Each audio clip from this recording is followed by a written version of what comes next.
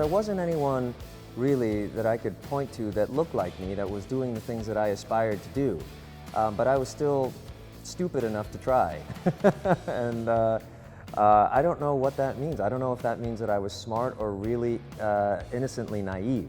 But I guess a side benefit of that is I don't really know what the ceiling is, you know, for me or anyone else. I just keep trying to move forward and trying to take advantage of the opportunities that are given to me. And, you know, if I can create some of my own, then that's even better. Do you feel that? Oh, That right there, that's a kick. Roughly a decade into his career, Daniel Dae Kim was cast in the hit ABC drama Lost. The show premiered in 2004 and soon became a pop culture phenomenon, running for 121 episodes over 6 seasons. I couldn't be more grateful for the opportunity to be in Lost. And I think for the majority of Americans, it was the first time they'd ever seen Asian people, you know, on TV, featured in the way that we were, speaking another language. 자기 지켜줄 거야. 자기랑 같이 있어. 당신은 누가 지켜줄 거예요? That is something that I don't think I'd ever seen on TV before in that way. And so it not only was a big step toward acceptance of Asians and our stories, but in the larger picture, it changed the way TV shows were cast. If you look at how international and diverse that cast was, and you compare it to the other shows of its era, it is groundbreaking.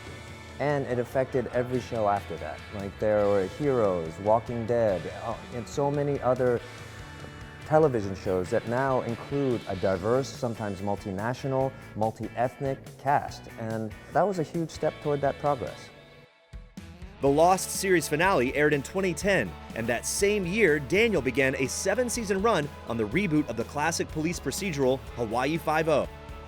I know you. You better. Jin-Ho Kelly. Today, the 53-year-old actor has a brand new project, starring in the Nat Geo anthology series, The Hot Zone Anthrax. That was the one, yeah? Which premieres November 28th.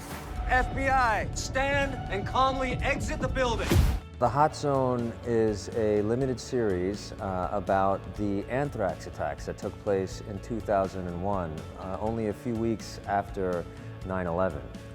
If you recall, there were letters laced with anthrax mailed to certain politicians and anchormen on the evening news, and this is the story of the investigation behind that. I have to find who did this. My character is named Special Agent Matthew Riker. He is an FBI agent who tracks down the culprit of these attacks. I'm joined in the cast by Tony Goldwyn, who plays a character based on a real-life character. My character is a fictional one that is an amalgam of different events that actually took place in the investigation. Daniel has also found a second career behind the camera, serving as executive producer on The Good Doctor, a medical drama that premiered on ABC in 2017. I do find it fulfilling as acting, but for different reasons. It's almost a left brain, right brain kind of a circumstance. And you know, one of the things that led me to producing was that I realized that as an actor, we are only as employable as the jobs that are out there to be cast. And I thought that if I can be a job creator and cast my shows in the way that I see the world and make those casts more diverse as a result, then I should do that too, if they'll let me. And you know, I'm thankful that people have let me do it. And so I've taken that chance to kind of populate the shows that I'm developing with the world that I see. And it is nice to be a job creator as opposed to someone who's waiting for others to hire me. Daniel has long been a passionate advocate for diversity and representation, and this past March, he spoke remotely at a House Judiciary hearing, urging Congress to pass stricter laws aimed at reducing hate crimes. But I was disheartened to find that for a bill that required no money or resources, just a simple condemnation of acts of hate against people of Asian descent, 164 members of Congress, all Republican, voted against it. And now here I am again, because as every witness in this hearing has pointed out, the situation has gotten worse, much worse.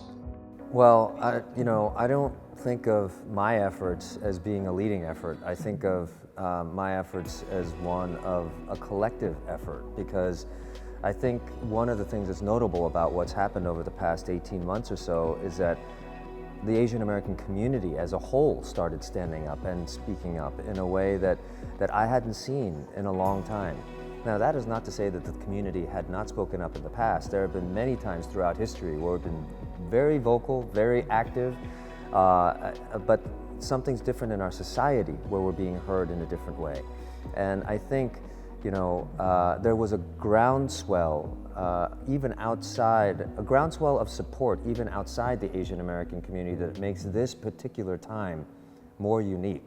And I'm really grateful that there are so many of us in positions who have platforms, like athletes like Jeremy Lin, and other actors like Daniel Wu and Olivia Munn, and journalists like Juju Chang and Lisa Ling.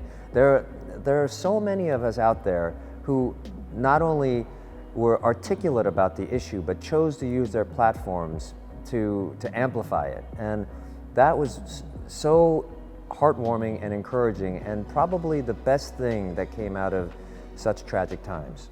There are several moments in a country's history that chart its course indelibly for the future. For Asian Americans, that moment is now. I think that history shows us that, periods marked by racism tend to move cyclically. There are times where we make progress as a country, like the civil rights movement, and there are times where we move backwards as a country, like what happened after 9/11 and the targeting of Muslim Americans, because of the same reasons that Asian Americans and other people of color have been targeted. We see that there have been those times where there's been progress marked by setbacks mixed with progress again. And so the good news is that I'm hoping that out of this period that we will move forward to a place of progress again. And one of the things that, again, that I'm really encouraged by is the emergence of organizations like the Asian American Foundation that have risen out of the ashes of all of these things. And now we have a powerful national movement that is looking out for the interests of Asian Americans, and it's an organization that we've never had before. To bring it back to Hot Zone, if this show were being made 10 years ago, I can guarantee you that a face like mine wouldn't be the FBI agent leading this investigation. So to me, that's a real sign of progress. You look at a movie like Shang-Chi right now, and the fact that it's the biggest box office draw of 2021, that's progress. Believe it or not, it may sound cliche, but I am hopeful for the future. I often think about an 8-year-old kid when they watch a movie like Shang-Chi. I could be him. They don't have to be someone who, is like, for instance, when I was a kid, I wanted to be, who was it? Superman. And Superman doesn't look like me. Even though, if you think about Superman, the guy's an alien, so why does he have to be white, right? So anyway, but these kinds of questions are really good ones, and for non-Asian people to say, I want to be Shang-Chi, or I want to be Raya, that to me is progress. We should all be identifying with heroes of all races, all colors, all sexual identities, and so this is the place where I'm hoping that we get to, where we don't have conversations like this anymore, because people can look up to anyone and call them a hero based on the content of their character, as someone much more learned than I once said.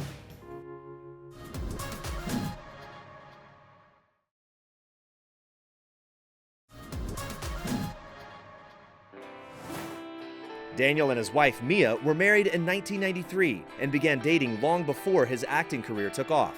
When I first met my wife, I wasn't even thinking about becoming an actor. I was going to be a lawyer, like a good Korean boy.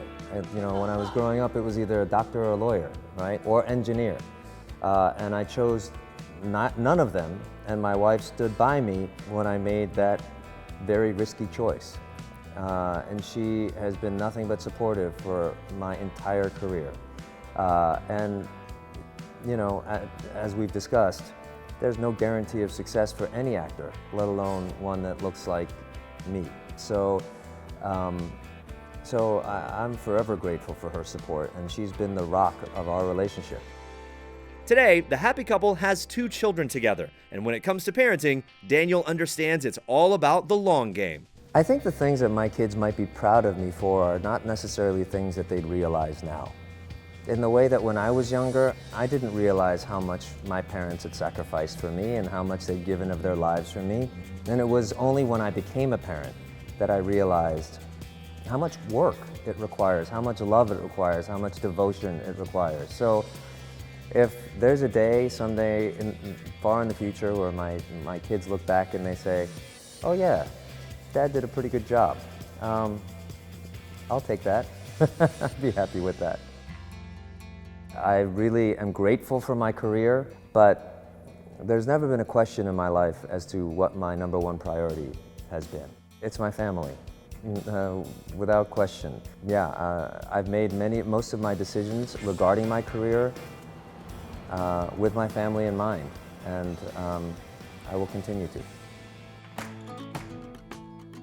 I want to continue to work on projects that interest me as an actor. My company is fortunate enough to have a number of projects that I'm passionate about in development.